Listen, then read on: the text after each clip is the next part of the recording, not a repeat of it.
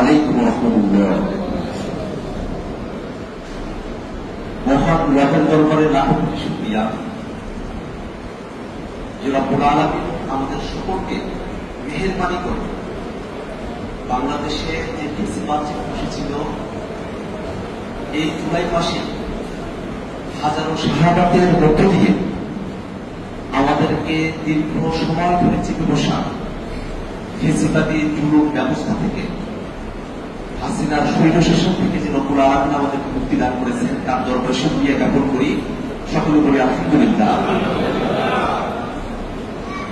সেই মহান কাজে আমাদের অনেক ভাই আহত হয়েছেন, আমাদের হাজারের উপরে ভাই শহীদ হয়েছেন।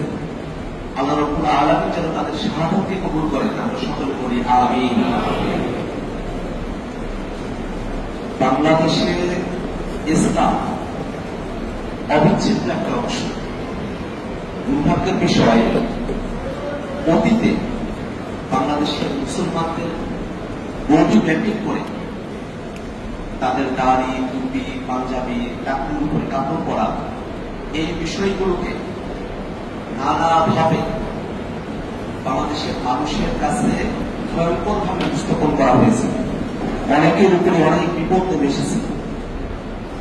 আমরা এমন একটা বাংলাদেশ চাই যে বাংলাদেশে কোন মুসলমান তার স্বাভাবিক ইসলাম পালন করার কারণে কোনোভাবে আর জুলুমের শিকার হবে না, রাষ্ট্রীয় বৈষম্যের শিকার হবে না, এমন একটা বাংলাদেশ আমরা প্রত্যাশা করি। আবার একই সাথে এটাও প্রত্যাশা করি বাংলাদেশের মানুষের ইসলাম পালন করার ক্ষেত্রে অন্য ধর্মের উপরে এদেশের মুসলমানরা কখনো বাড়াবাড়ি করে না। অন্য ধর্মের উপরে বিভিন্ন সময় আমরা যে ঘটনাগুলো ঘটতে দেখেছি সেগুলো অনেক ক্ষেত্রেই রাজনৈতিক মোটিভেশনের জায়গা থেকে ছিল, ধর্মীয় কোন মোটিভেশন সেখানে ছিল না।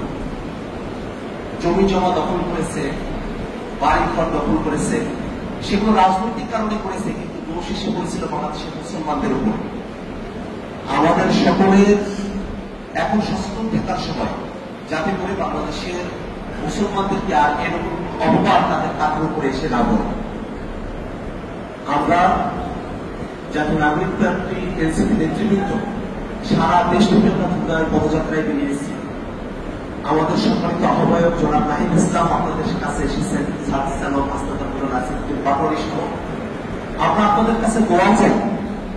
আমরা বয়সে তরুণ, যেন আল্লাহ রাব্বুল আলামিন এই বয়সে আমাদেরকে যে সুযোগ দিয়েছেন, যে সুযোগ দিয়েছেন, সেটা যেন আমরা দেশ, জাতি এবং মানবতার কল্যাণে আমরা যেন ব্যয় করতে পারি, আপনাদের কাছে আমরা দোয়া চাই। আমরা দোয়া চাই যেন আমরা পথভ্রষ্ট না হই।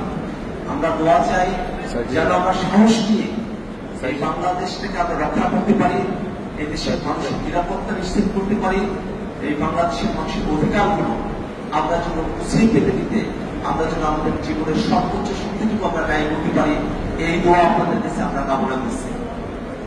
আল্লাহ রাব্বুল আলামিন আপনাদের সকলের উসিলায় আমরা যে নতুন বাংলাদেশের কথা বলছি, সেই বাংলাদেশ নির্মাণে আমাদেরকে সর্বাত্মক সহযোগিতা করবেন, এই কামনা করে আপনাদের থেকে বিদায় নিচ্ছি। আসসালামু আলাইকুম।